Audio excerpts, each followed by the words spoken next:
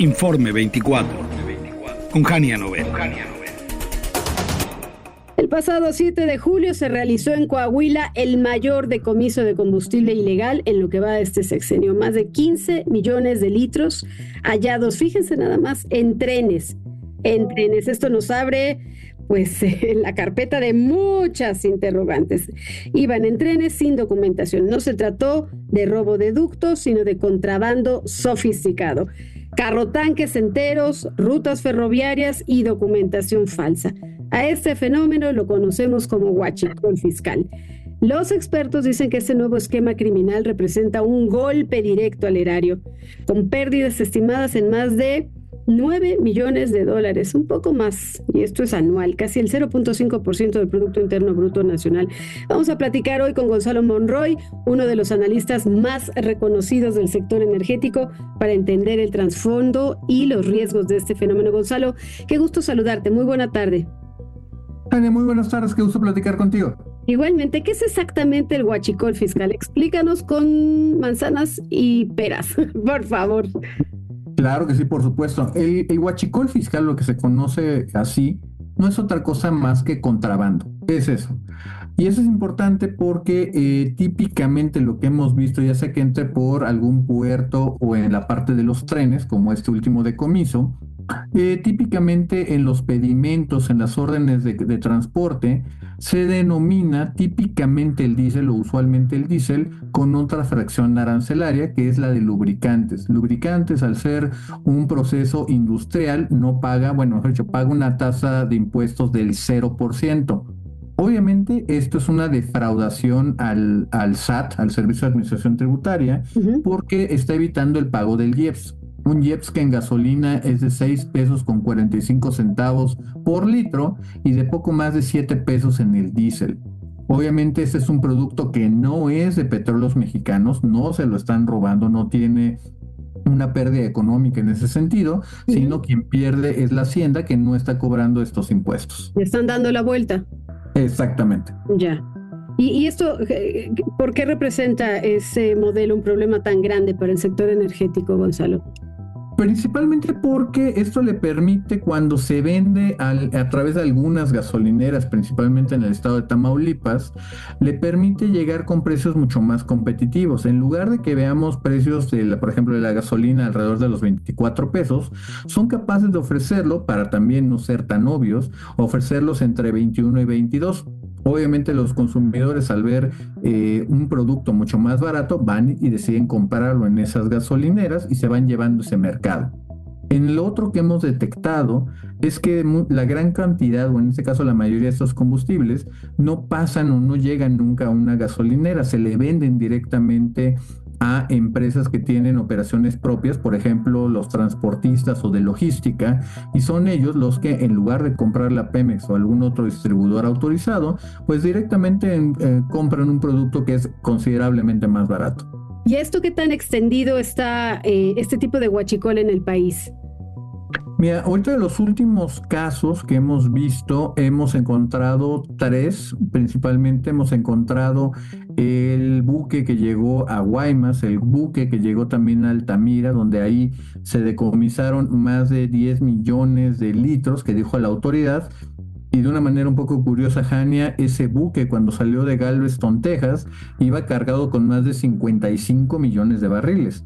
Falta saber si llegó quizá la autoridad demasiado tarde y ya habían descargado una parte, o es un combustible que simplemente por arte de magia y del Espíritu Santo pues se perdió. Obviamente tendremos que esperar que las autoridades nos den más explicaciones. Y esto incluso, Jania, nos lleva a un tema mucho más complicado. Y es que a pesar de todos los decomisos que hemos visto, que da muy buen show mediático, pues las autoridades todavía no han podido presentar a ningún responsable directo. Pensar que el garrotero del tren o el que suelta las amarras son estas mentes criminales que se meten literalmente más de cientos de millones de dólares, pues es simplemente una ingenuidad que no resiste el escrutinio. Claro, no, estos son solo los choferes, ¿no? Digamos que la cabeza, los autores intelectuales, pues quién sabe desde dónde estén operando, porque esto no se mueve solo, ¿no? Nos decías, Gonzalo, que finalmente la vuelta que le dan a Hacienda no tiene que ver nada con Pemex, pero ¿hay algún impacto directo o con los distribuidores legales? Principalmente de que tienen y van perdiendo un poco del mercado. Y ¿Pierde eso volumen de venta? efectivamente pierden volumen de venta y sobre todo es una competencia desleal a los muchos miles de gasolineros que cumplen con todas sus obligaciones, que pagan salarios, que registran a sus trabajadores ante el SAT. Pues obviamente estos malos actores que venden este combustible de contrabando, pues simplemente empiezan a ganarle más mercado en perjuicio de quien sí ya está haciendo bien las cosas. Y nos dices, son operativos muy mediáticos, muy de show, pero ¿cómo debería actuar entonces el gobierno frente a este fenómeno? Fíjate, aquí tomando un símil, eso se parece o en algunas cosas hasta se intersecta con la famosa guerra contra las drogas. Pensar en los decomisos de drogas ilegales, a veces agarrando a algunos sicarios, pero no estás agarrando al capo de capos. Hasta que no vayas y empieces a desmantelar la estructura criminal que habilita y que permite esos ilícitos, pues es algo que simplemente no se va a poder arreglar de manera constante o al menos de forma definitiva. Eso es importante incluso, Jania, porque la cantidad de dinero que se mueve alrededor de ese combustible ilícito o ilegal de contrabando no son pocos dineros. Esta cantidad de dinero se tiene que lavar o blanquizar de alguna manera en el sistema financiero, que esto está muy, muy a tono, en sintonía con lo que hemos visto últimamente a través de las leyes antilavado. Ya veremos justamente si los Estados Unidos también toman su parte de responsabilidad. Este buque o este cargamento no es que se lo puedan vender a cualquier hijo de vecino. También hay un rastro de papel del lado de los Estados Unidos que México también podría tener la posibilidad de tomar esa colaboración con los americanos. Claro, porque si bien ahora lo están haciendo desde Estados Unidos, me refiero en el caso de los bancos y la casa de bolsa, desde allá investigan, desde el Departamento del Tesoro, el seguimiento del dinero, ¿no? El famoso follow the money en temas de narcotráfico. Aquí igual podrían hacer el seguimiento de a dónde va y quién lo compra y hasta dónde llega y cuál es el destino final, ¿no? Efectivamente, y aquí si lo pensamos de una manera más, yo diría, positiva, este caso le puede dar a la autoridad otro mecanismo para colaborar, para mostrar un interés de colaborar con los Estados Unidos y también que Estados Unidos colabore con México. Estos problemas transfronterizos no es de un solo país bueno y el otro es malo. Aquí hay responsabilidades compartidas. Claro, oye, Gonzalo, ¿y crees que este operativo en Coahuila sea un punto de inflexión? ¿O solo fue pura faramalla y pues bueno, digo, el decomiso es millonario, pero sí será un punto de partida para trabajar de otra forma? Yo te diría que creo que no, te voy a ser sincero, creo que no, porque hay que entender de que estos 129 carrotanques ahí en Saltillo y en Ramos Arizpe estuvieron ahí varios días estacionados, es realmente, y aquí en palabras del gobernador Manolo Jiménez de Coahuila, pues que se dieron cuenta que estaban ahí medio abandonados y esto le llamó la atención a las autoridades. Sí. No sabemos si esos 129 era todo el pedimento del tren, si faltan algunos carrotanques o hay algunos carrotanques que ni siquiera es combustible. La realidad es que aquí hay mucha opacidad justamente por parte de las autoridades para darnos una mejor idea de si van a poder finalmente a ir tras los responsables o simplemente nos van a ir administrando estos decomisos. O sea, es como luego los policías que van pasando y uy, se encontraron de casualidad al delincuente, ¿no? No es porque hubiera una gran investigación y persecución del mismo.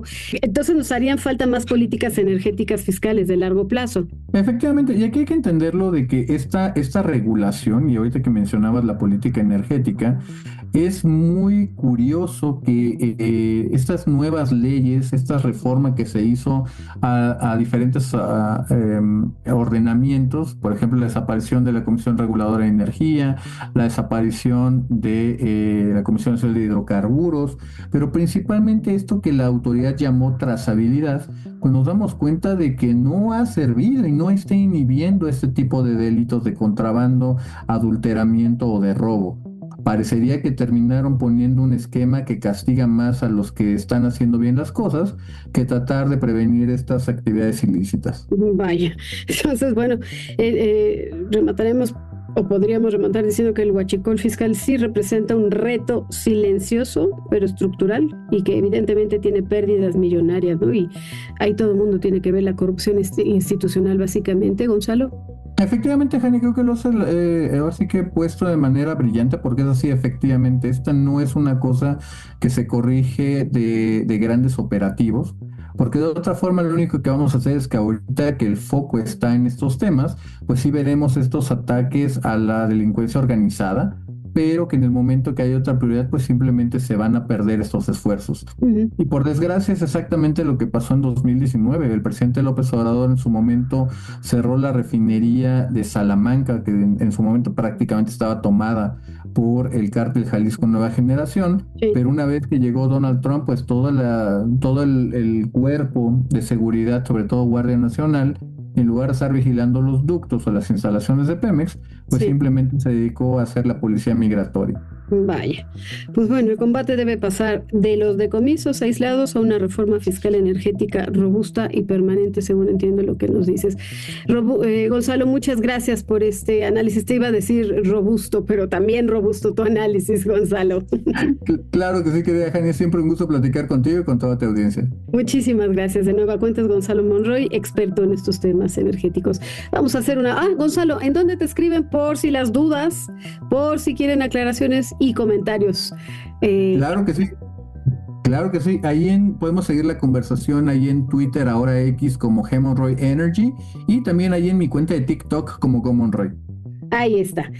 Muchas gracias otra vez. Un abrazo, querido Gonzalo. Estamos al habla si nos lo permites. Por supuesto que sí, Jania, te mando un abrazo a ti y a tu público. Muchas gracias. Vamos a hacer una pausa. Ahí se queda el tema. No queremos tanto show, no tantas nueces, más resultados. Pausa y volvemos.